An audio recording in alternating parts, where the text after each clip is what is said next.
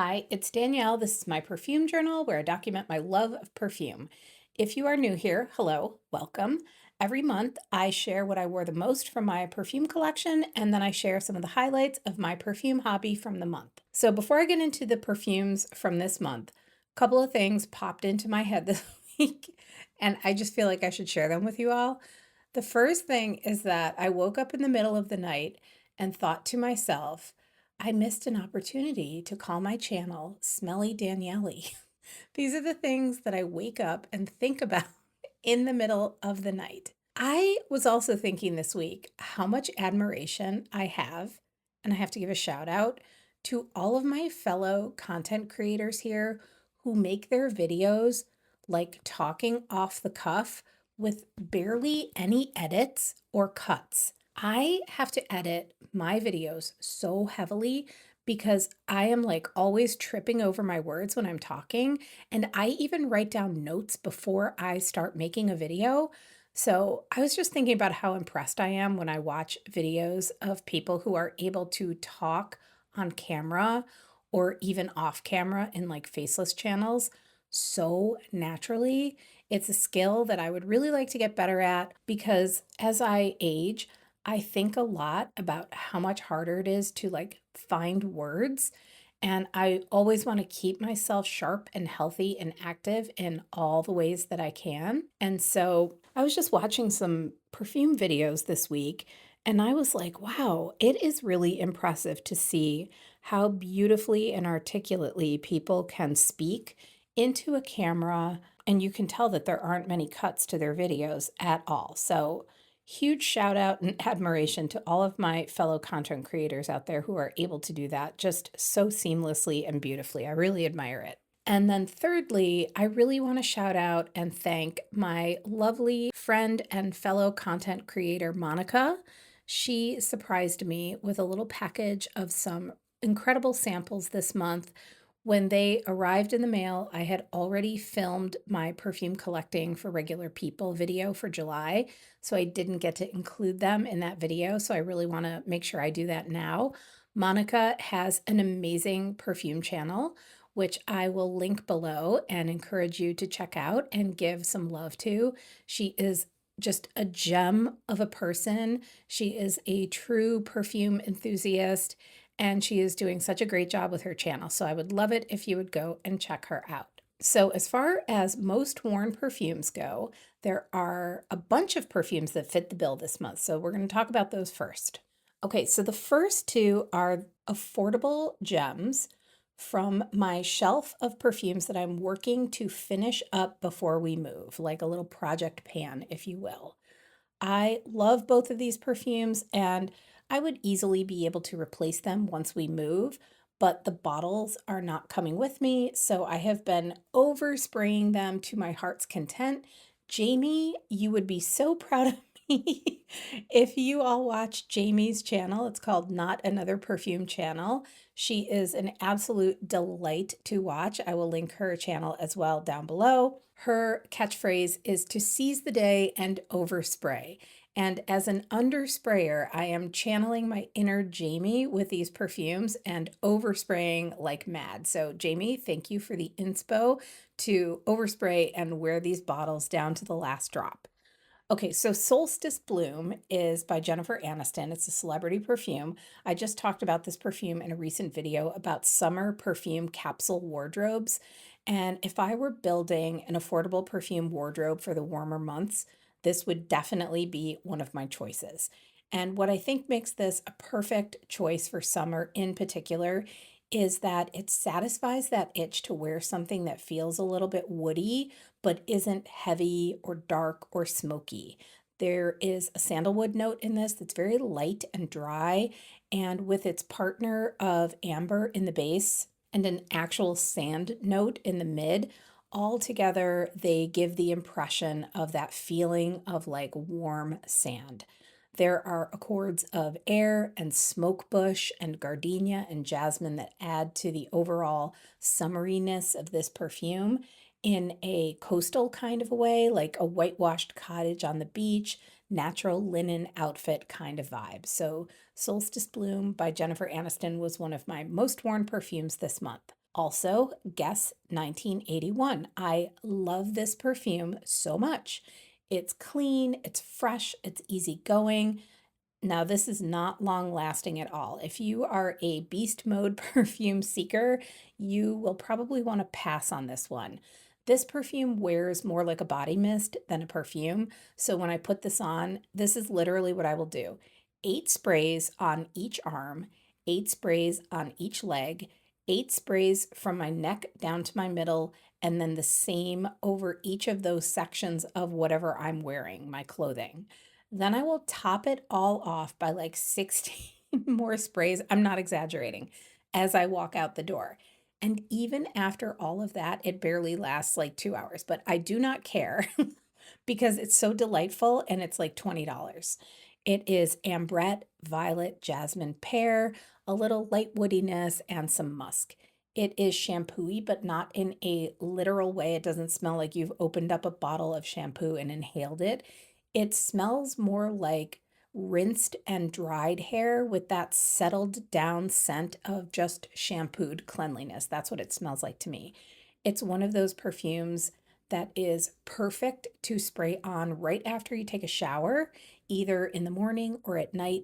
So, like, if you plan on putting something else on afterwards, it works like a charm because it's just like a cleanliness enhancer. So, you know how they say that JHAG's Not a Perfume or Molecule 01 are described as fragrance enhancers? I think there's also a Dead Cool perfume that is like that. Maybe it's Taunt. So, Guess 1981 is kind of like those perfumes, but instead of being a fragrance enhancer, it like boosts a really good feeling of like fresh, natural cleanliness. So, I'm thinking that this one is probably going to be empty by the end of this summer. So once again, we have Burberry Goddess on the most worn list. I'm not going to go on and on again about this because I have already lauded this perfume. I have made my amends to the perfume universe for writing this perfume off on first sniff way, way too soon. It's vanilla, lavender, ginger, cocoa, and it's all tied up with this big perfumey bow. It's warm and cozy and a little bit gourmand, but it is definitely highly, highly perfumey. So once we get settled, when we move, this is probably going to be my first full bottle purchase to christen our new life. Okay, changing my setup a little bit here. All right, so let's get into the samples that I wore quite a bit this month. The first was Chance Eau Splendide from Chanel. I had a hankering for a little Chance DNA this month, and I had a sample of Eau Splendide. This is actually my third sample of this perfume, and it's now almost empty. Chance Eau Tendre was one of my signature scents for a long time, and I would say that Eau Splendide is most definitely like the younger sister of Eau Tendre. If you have smelled through the Chance line, you will know what I mean when I say the Chance DNA. They all have this like very specific kind of smell that runs through their veins. If I could try to describe it, I would say it's a combination of like fresh, sparkly, musky. And all of the Chance perfumes present that trinity in a different way. So in Eau Splendide, the profile is raspberry, rose, violet iris. I almost said violet ida. Violet iris with that Chance DNA, and it feels youthful and optimistic, like you do not have a care in the world. And sometimes I just want to spray myself down in the feeling of being totally carefree and untroubled. I think we can all use a little perfume that makes us feel that way sometimes. And this month, for me, it was Chance Eau Splendide. I wore Porthole a bunch of times this month from the sample that the wonderful Karen at New Day New Scent sent me. And I still have plenty left for several more wears, which I'm super excited about because this is a beautiful, salty passion fruit scent. It smells to me exactly like passion fruit saltwater taffy. It isn't too sweet, it isn't too salty or too tangy or tart. It's all so balanced and just right, and it is so, so enjoyable to wear, especially at this time of year here in the Northern Hemisphere. This is the perfume that I wanted Power of You to be, this sweet tart kind of scent. I think what makes this one just a little bit different from Power of You for me personally is that this one stays more in balance the entire time you wear it. While for me, Power of You was amazing for about an hour with that beautiful tart passion fruit opening. But then the vanilla and the base took over for me in the dry down, and it overwhelmed the fruit, and it all made it feel a little too syrupy for me in the final phase. Now, I know that Power of You is well loved by many, so do not take my word as canon. I think Power of You is one of those perfumes that everyone has to try for themselves.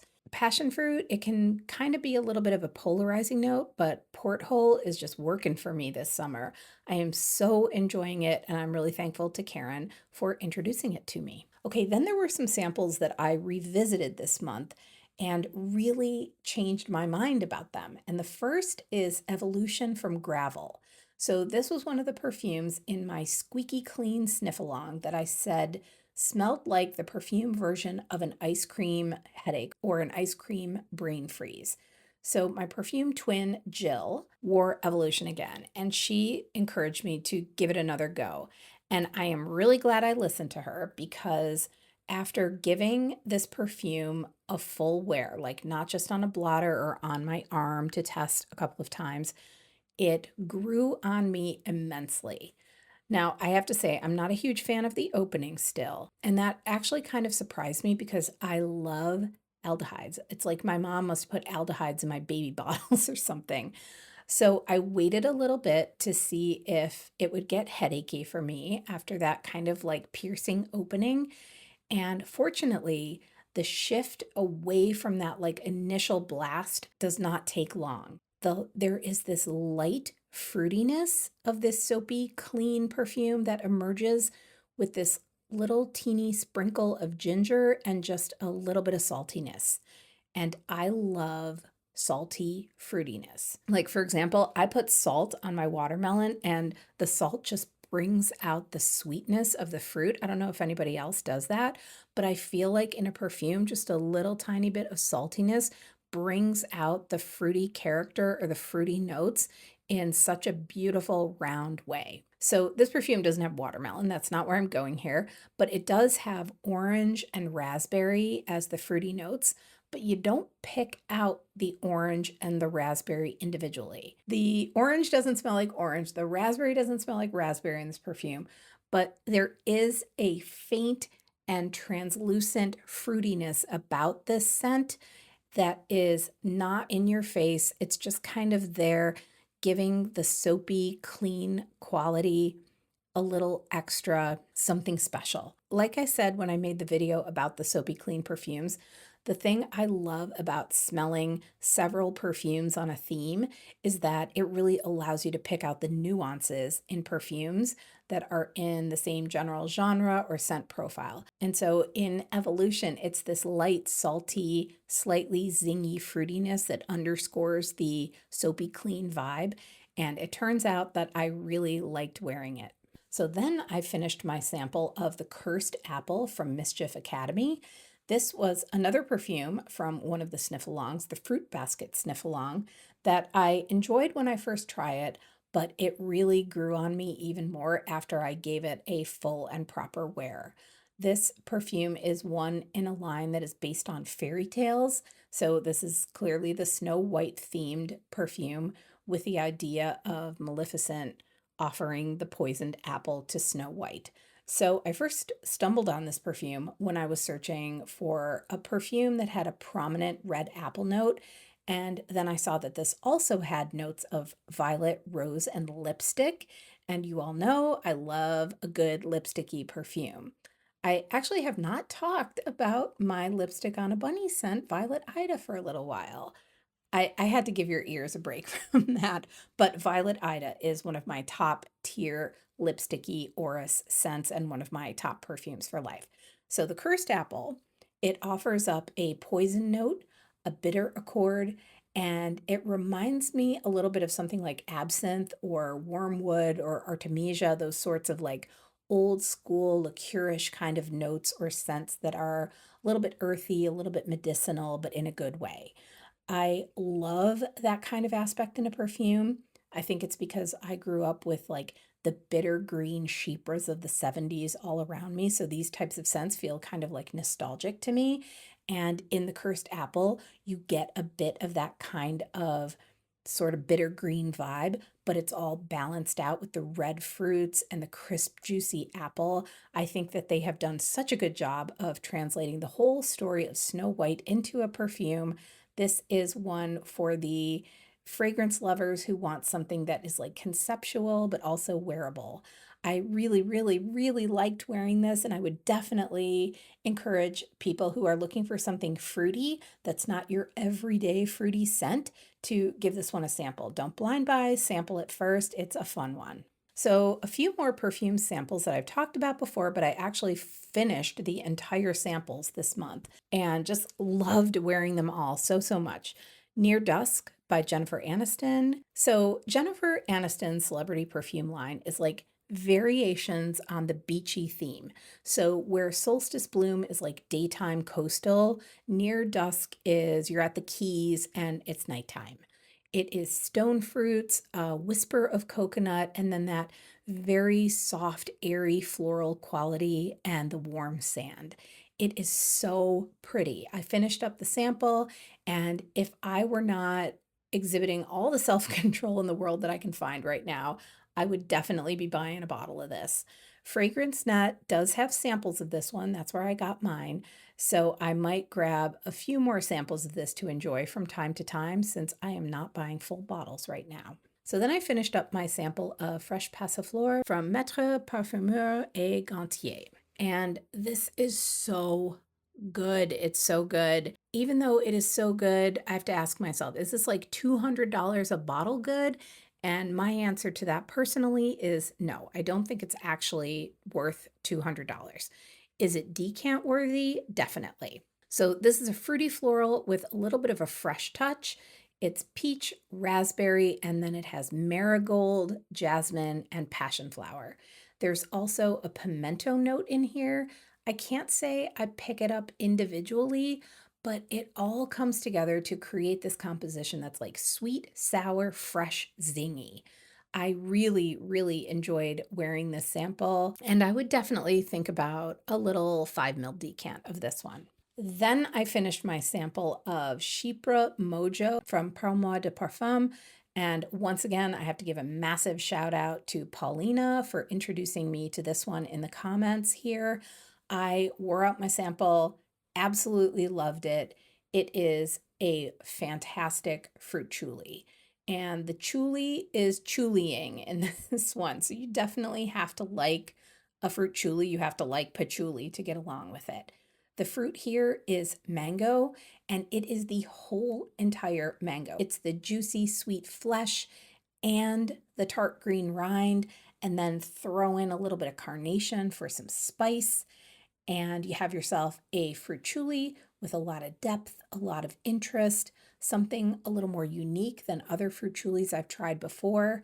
This is in the neighborhood of something a little bit like Miracle Muse by Miller Harris, which is one of the fruit chulis in my collection that has a very juicy strawberry note and a little bit of rum. Even though I would say fruit chulis are not my favorite style of perfume, when they are done like these, I absolutely love them. I find them so addictive. So this is a great example of why I will never write off a profile, a note, a brand, a style of perfume, because there's always one out there, at least one, that is going to change my mind and make me realize, oh yeah, I guess I do like that thing that I thought I didn't like. And so Chypre Mojo, it is an excellent example of if you don't think you like patchouli and you don't think you like fruit chulis, maybe give this one a try. And then I finished my sample of Note de Yuzu from Heeley. This perfume is so freaking fantastic. I loved wearing this so much. This was another perfume in the fruit basket sniffalong, and this was the favorite of the group that day. It is the brightest, freshest, crispest, most sweet, salty, tart yuzu that actually lasts all day long. It is so fabulous. If you have ever smelled Yuzu Zest by Jo Malone London in a Sephora recently, it is extremely similar to that perfume, but much, much, much longer lasting. Now, I will say one caveat. I have seen a lot of reviews of people saying that they think that this smells like a cleaning product. Personally, I do not get cleaning product from this perfume at all. I know that citrus perfumes can translate generally as kitchen cleaner for a lot of people, so everybody's mileage is going to vary on a scent like this. But as for me, I found this to be cooling and invigorating and refreshing, and I absolutely, absolutely love it. If I were not downsizing or moving, I would be buying a bottle of this like yesterday. I love it, and I may pick up a decant of this perfume. So lots of wonderful highlights from the month of July. Another fantastic sniff along. This one was on the theme of minty fresh perfumes. So perfumes with a mint note. Thank you so much to everyone who came to the sniff along and made it so fantastic. I will be working on a video of all 7 of the perfumes we sniffed together and sharing them with you here on the channel. And I know I've said this before, but the best part of this hobby, this interest for me, is like the community part of loving perfume, whether it's with other perfume enthusiasts or people who are interested in trying to find a signature scent or a new scent to enjoy. And I think a lot of us here in this space feel this way because in our real lives, we don't have too many friends or family who are as intensely scent obsessed as we are.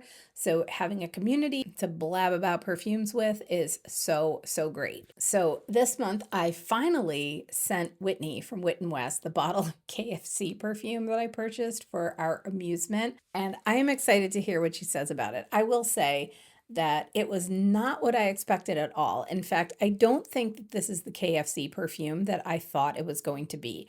They have made a perfume that is based on KFC's signature 11 herbs and spices. This was not that. This was a very poorly made floral perfume, but it was still fun to order and share with Wit, and I'll be interested to hear what she has to say. So the search then is still on for the perfume that smells like the 11 herbs and spices. And at one time they did offer it up in a bottle that looked like a chicken drumstick.